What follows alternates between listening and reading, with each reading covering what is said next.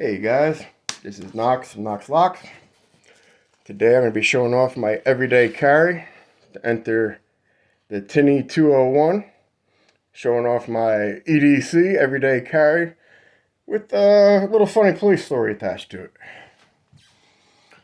So, I guess I'll start with the story here.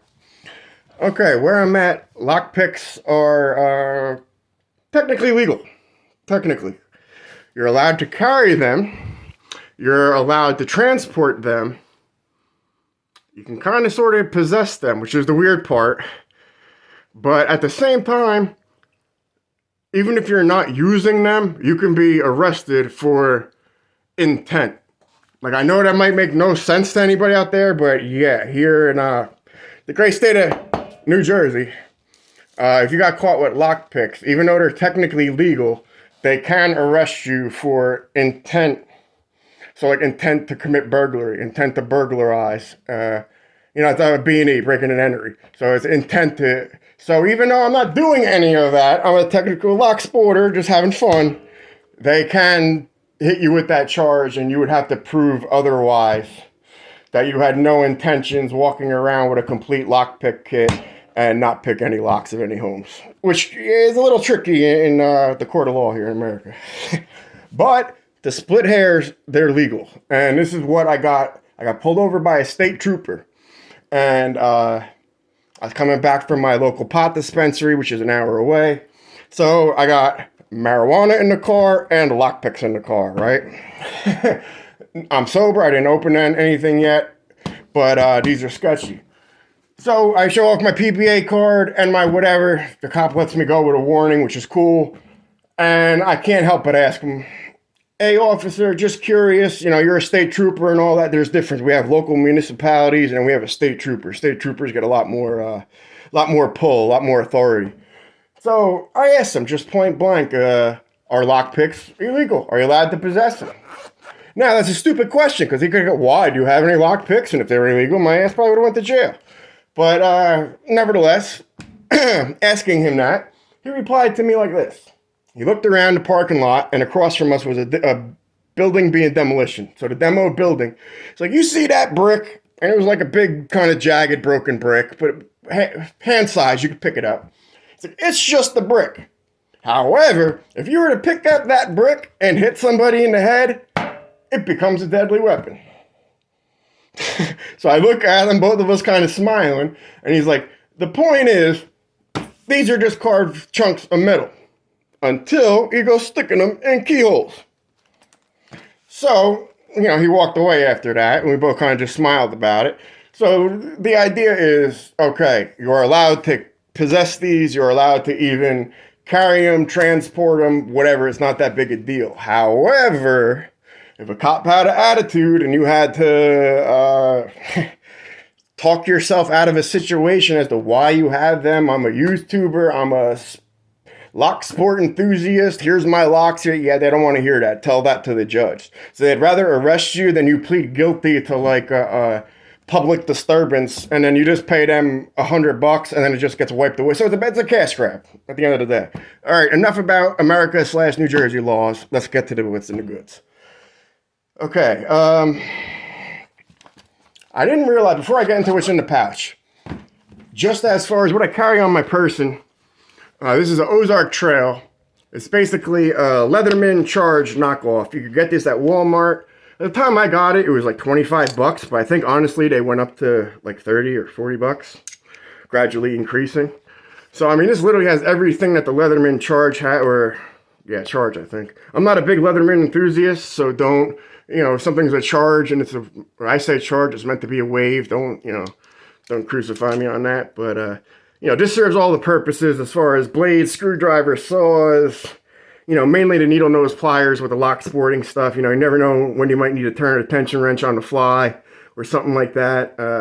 This really just comes in handy. I mean, I was going to take a minute to show off the blades, but I mean, you get a nice serrated. I like this too. This has a nice diamond file. So, I mean, you can sharpen your stuff out there in case it gets dull in the field. If you're really using this hardcore. There's my blade. You can see it has some use on it. Could probably use a sharpen soon. Here's a standard Saw. You know, I don't do much sawing of wood and stuff like that, or if I did, I'd probably use a different one. But again, the purpose of the multi-tool is multi-tool. So basically, there's a whole bunch of screwdrivers. I mean, this really isn't supposed to be a multi-tool tutorial, but it does come with the flip around nib and then the extender there. So I mean, if you really wanted to go to work and you needed to screw drive something, everything's lockable too, like I'm about to show you. So if you wanted to use this as a screwdriver, it's firm, it's in place. Okay, so that's my knife, or that's, you know, the multi-tool purpose function of it. And now, what I do, I'm going to show you how I put it away. That's going to leave a link in my description. Today I found, while I was looking at other people who entered the Tinny 201, and I found somebody else. His name is, hold on, I'll give a proper shout out. David Jasky, and he has a Leatherman Wave or Surge. They're lockpick mods. So basically, he flip this over proper for Tinny. He basically mods, I believe it's Southward electric pick tips. That's what they look like. Again, I'm deaf, so I couldn't hear on the video, but it looks like that they are multi-pick or Southward electric tips, and he literally just makes the mold from the Leatherman and cuts them out. So it basically makes a jackknife and knife in one. And I'm about to show you my Southern specialties here, but I really want to show you how I pack that up. That's all in one little, whether it wants to sit on my hip or I throw it in my bag or I do whatever. That's the 2-in-1. So you got the knife and right behind it the jackknife, and that's what I want to show you now. This one here is from Southern Specialties. And what I particularly like about them is they're the only unique with this handle. Like their uniqueness is with that handle. A lot of people have, for example, I have the Southward style. So H&M or H&H or H&M, whatever it is, Huck. There's a lot of ones on Banggood or eBay or wherever you could find the cheaper jackknives.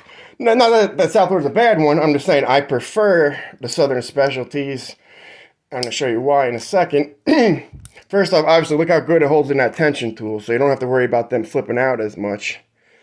And this metal one here has 7 profiles, where the plastic one I'm going to show you in a second has 6.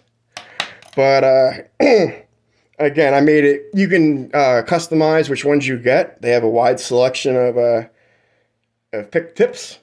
So I went for DeForest, a rather kind of deep point. A notched, kind of like I like my monkey's paw or my kicks picks. A deep hook for those ones I can't get. A nice little probe / short hook, or maybe even like a spoon by Christina Palmer spoon. It's kind of hooked like that. Gotta love the quad peak. For kinetic attacks, that's a nice little triple peak with a kinetic zip on it. You know, that's what they're full, the metal's full there, so it's not going to break off. And then the classic everybody loves City Rake. And what makes them so good about this, or why I particularly like this jackknife, is right here, is the torque in that one. It works even better for me, or in my opinion, maybe I got lucky. I'm going to show you the differences. For the plastic one, I use the notch one a lot, so let's go there. Okay. You tighten it down, simply crank that handle. Now, the plastic one, 0 wiggles, man. 0 wiggles. That is in there nice and firm. And that's only 6 picks in this one. Nice and firm. You got your tension tool. Honestly, I should probably, I was thinking about tapering that, but I don't want it to not sit in there good. That's another conversation. The 7-piece in the metal, I found over time of turning that, because my girlfriend, I wouldn't bring my pick kit I'm about to show you. I'll just bring my revolver and this. And over time, it creates wiggle room. I know it's like, that's not that big a deal. Honestly, it is. I mean, when you're trying to pick something, I mean, that's locked as tight as it goes. I actually have to, there's a little nib there, as you can see, that holds it. I actually do this to have to keep it in place. I know this is not the way it's supposed to be. Hold on. But I actually, see how I just rode that over? I put that on top of the nib. And the reason I do that is now, look at that, it doesn't move. So like I gotta jack it up, just that extra tension, but it's really worth it. I mean, because now it's not gonna move. But I know it's not meant to be that way. So, anyways, those are things I carry on me. And with that, okay, I kind of have them in sets too. So let me try to keep these separate. All right, the steel one goes with the Ozark Trail. The plastic one I tend to throw in my book bag, and this is a Gerber. Trying to flick that out for you on camera. So it has a wrist activated or gravity activated. So it slides out. So that's really good for pocket movement. You know what I mean? Or just quick out of pocket use. And then again, this one, this was the one I first had. I've had this one for years actually, and way before Lock Sport. And this one is actually used for guns. This is the military model used to take apart ARs. So there's a lot of things in here, or a lot of things lacking in here that you might find on other multi-tools. I mean, it has your basic awesome straight blade, very good file. I mean, a more aggressive file profiles than the Ozark Trail, but, and there's a big but, it doesn't seem, while the cuts are aggressive, it doesn't have the full four sides. So like you can almost saw through with the file on the Ozark Trail, not so much with the Gerber here. So again, it got all the traditional flatheads, and then on this side, again, maybe it's starting to show its age a little bit in the sense that it has a set Phillips head, where nowadays they have the attachments, you could flip them out, you could have an extender. Again, this was particularly meant to be made with I believe it's the AR-15, I'm not positive. As I come from a military family, this was something my father gave me. So I mean, this is, literally the military. It has the lanyard in there, and that's, it's meant to be a companion for when you're at the range and you just need quick tools at your hand to adjust your rifle. And the way this one's unlatched is that simple pullback. And to slide these down, you just pinch in and they go down. Again, they got a measuring tape, which I guess I should have showed on the Ozark Trails. That has one too. So now that I showed you a bunch of knives and a couple jackknives, what do I actually carry on me? Wow, I thought it was going to be a 10-minute video, 15-minute video. All right, this is my kit. I was going to say I don't carry this with me every day, but looking back over the last year of my life, I always put this in my book bag, and my book bag's kind of always with me, like my backpack. So yeah, apparently for the last year of my life, without me recognizing it, this has really become an everyday carry. So what's in here is everything you would need to take apart a lock like this one. So I try to have a general rule of thumb when setting up my kit here. I try to do rakes on the right and hooks on the left. That is very general, as you could already see a couple rakes. But I just try to do that so where, I know where something is, I have an idea where to look. And I mean, you can even see how these are my older Sparrows ones. I mean, look at the wear and tear on these guys. These guys have been bent and twisted and reshaped, and I mean, there's still life in the old lady lap, but I'm not gonna, I'm not gonna throw them away. They're still perfectly good picks. But that was my beginning pick phase, and they're still very viable feature that, although now my last resort, knowing that they work or how to work them, is just, they have a place. Anyways, as we get to the back, the first thing before we even look at the tensioners is this. And this is a plug follower, and not just any plug follower. This is the Sparrows one. So literally any sledge that has that little key pin that just retains it, you can simply put that in there, and literally that undoes the whole lock. And then you use this as a follower. So I mean, this is, for me, works perfectly. And then let's see, I got my Kicks Quad Peaks. I got, a mix of Sparrows, Gems, 18,000, 15,000. Okay, now as we get to the backs, into the back, these are my deeper hooks, because really I don't use deep hooks all that much. I mean, shallow, medium, whatever, tend to be the deeper hooks. And then These again are lesser used, but the snowman and that club rake, when you need them, you know, or when nothing else works, you throw them down the barrel and we cross fingers, and sometimes magic happens. It really has happened, so that's why they're there. Again, this is one of my early Sparrows triple peaks. The shaped monkey's paw. I like this one from Sparrows, but by the time I found it, this is from the Monstrum. I believe it's either the High Rise HD or the Half Dent. I can't remember. But the point is, I'm going to compare it to the Gem. While they're not identical, they're pretty damn close. So I was curious to check out Sparrow's version of the Half Gem. Anyway, or of the Gem, just, you know, half the size, a little shorter. So that does for the picks, you know. Again, everybody knows rakes and quad peaks and stuff. So, tensioners. Okay. This has every form of top of keyway that you can possibly imagine want. Heavy bars, super heavy bars. These are from, I believe, the Genesis kit that I got from Covert Instruments, the double-sided.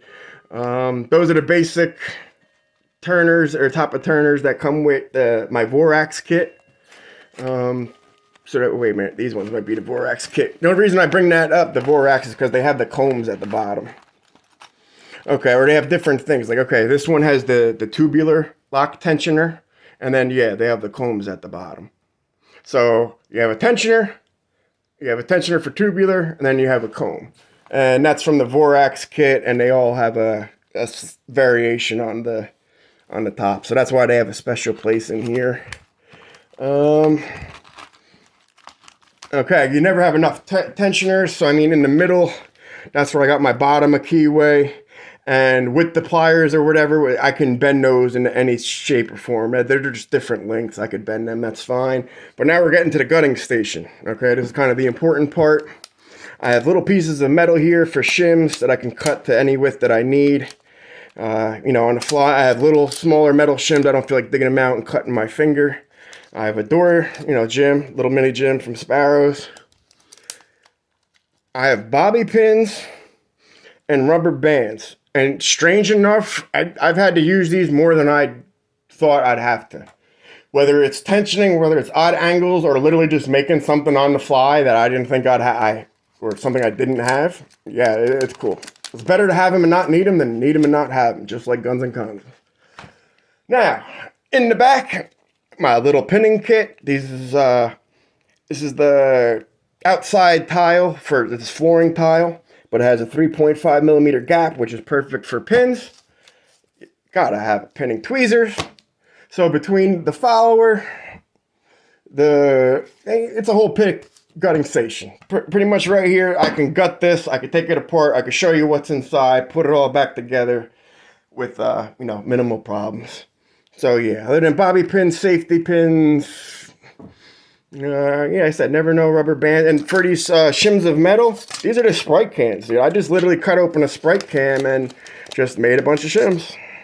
That small, and they work just fine. Trust me on that. Wouldn't lie to you.